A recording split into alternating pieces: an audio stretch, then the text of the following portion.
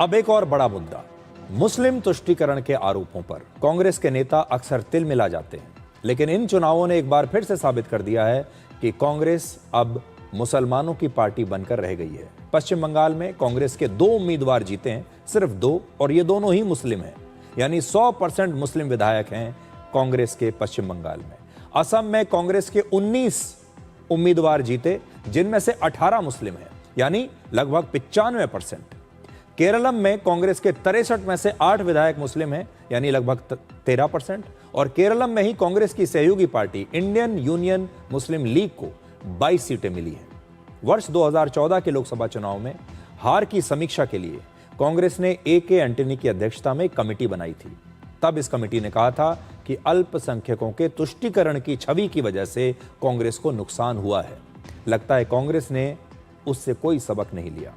कांग्रेस मुस्लिम वोटों के भरोसे बैठी रही, लेकिन बीजेपी ने वहां पर भी सेंधमारी कर ली और पश्चिम बंगाल में बीजेपी उन इलाकों में भी जीत गई जहां पर मुस्लिम वोट निर्णायक माने जाते हैं। पश्चिम बंगाल में बीजेपी ने 19 ऐसी सीटें जीती जहां पर मुस्लिम आबादी का दबदबा है। ममता बनर्जी का हराना बहुत जरूरी था। ममता बनर्जी का राजनैतिक संन्यास अभी हो गया है। 21 में नंदीग्राम में हारी, इस बार हार गया। इस बार भी हारा 15,000 से ज्यादा वोट से। उनको खुल के मुसलमान वोट दिया। वार्ड नंबर 77 में जितना मुसलमान वोट देने के लिए निकला, सब ममता को वोट दिया। और मुझे हिंदू, सिख, जैन, बुद्धिस्ट लोग ने आशीर्वाद देकर जिताया। ये जीत हिंदुत्व का जीत है, ये जीत बंगाल का जीत है, ये जीत नरेंद्र मोदी जी का जीत है। पश्चिम बंगाल में इस बार जो कुछ हुआ है वो विपक्ष के बहुत सारे नेताओं के लिए एक सबक है। विपक्ष में जो नेता बैठे हैं वहां पर एक फैशन है अपने आप को धर्मनिरपेक्ष दिखाने का, फैशन है अपने आप को सेक्युलर दिखाने का, और ये सारे नेता सोचते हैं कि सेक्युलर बनने के लिए मुसलमानों का तुष्टीकरण बहुत ज़रूरी है, और ये मुसलमानों को खुश करते हैं। और फिर मुसलमानों का जो एक मुस्लिम वोट बैंक जो होता है वो इन्हें एक मुश्त होकर वोट भी देता है, जैसा कि पश्चिम बंगाल में ममता बनर्जी के साथ होता था। पश्चिम बंगाल में लगभग 27% मुस्लिम वोट बैंक है, 27 से 30%, और ये सभी लोग ममता बनर्जी को वोट डालते थे। और जो हिंदू वोट था वो डिवाइडेड होता था, वो बट जाता था, क्योंकि हिंदू जो है वो अलग अलग जातियों में बटा हुआ है, अलग अलग विचारधाराओं में बटा हुआ है। कोई कांग्रेस को वोट देता है, कोई बीजेपी को देता है, कोई कम्युनिस्ट पार्टी को देता है, तो हिंदू वोट बट जाया करता था।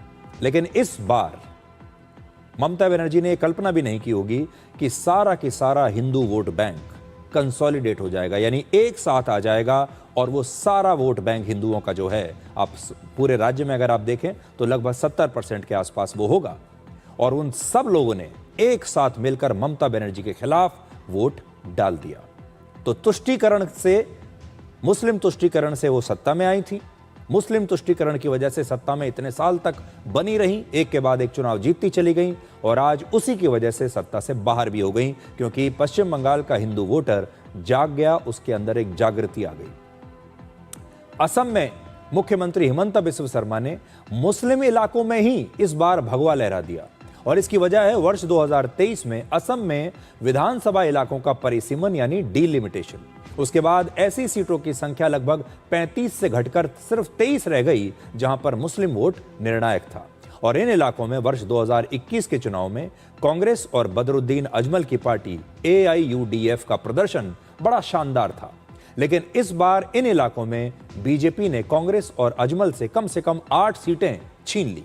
सबसे बड़ा झटका तो AIUDF को ही लगा है, जो 2021 की 16 सीटों से घटकर अब उसकी सीटों की संख्या रह गई है सिर्फ 2, 16 से सीधे 2 पर आ गई।